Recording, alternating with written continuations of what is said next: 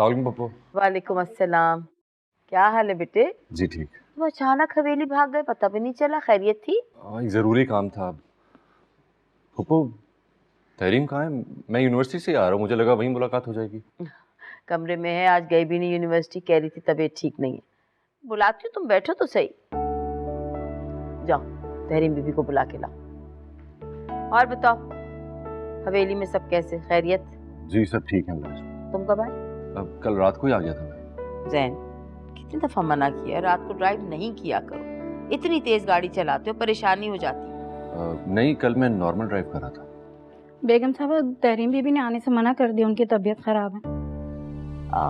बताया तुमने जैन आए? जी मैंने बताया था। अच्छा पप्पू मैं चलता हूँ।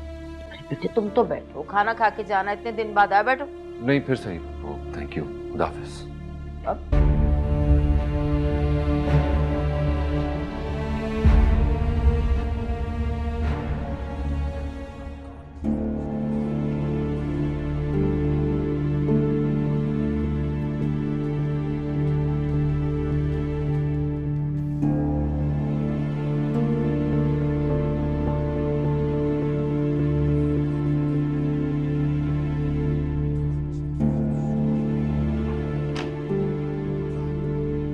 क्या हुआ तुम्हें? भाई तो तुम ठीक लग रही हो। ठीक हूँ मैं। तो फिर बाहर क्यों नहीं आई? तुमसे मिलने आया था ना वो। मुझे नहीं मिलना जैन से। क्यों? क्यों नहीं मिल रहा तुम्हें उससे? पहले तो जब भी वो पहले आता की था। बात और थी, अब वो किसी और का हो गया। क्या क्या कह रही हो तुम? ये तहरीम, ये क्या कह रही हो तुम? किसका हो गया क्या? शफक उसे बहुत पसंद करती है और उनकी बचपन से मंगनी भी हुई थी, इसलिए मैं उनके बीच में नहीं आना चाहती। बचपन की मंगनी पसंद करती है वो उसे? तुम पागल पागल तो नहीं हो गई? क्या कह रही हो? मैं जैन की फुप्पो हूँ, मुझे इस किस्म की किसी बात का इल्म नहीं है। ये एक मिनट, तुमसे किसने कहा है? शफक ने। बकवास कर रही हो।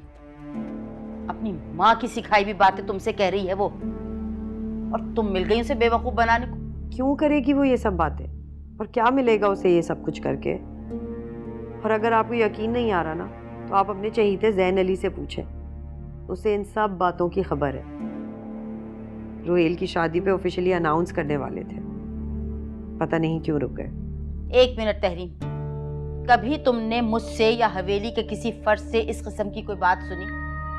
मैं भी उसी हवेली का एक हिस्सा हूँ, वहां के बड़े अफराद में से एक फर्द हूँ। जब मुझे इस बात का कोई इल्म नहीं है कि इस किस्म की कोई मंगनी एग्जिस्ट भी करती है, तो तुम्हें किसने बताया और क्यों बताया?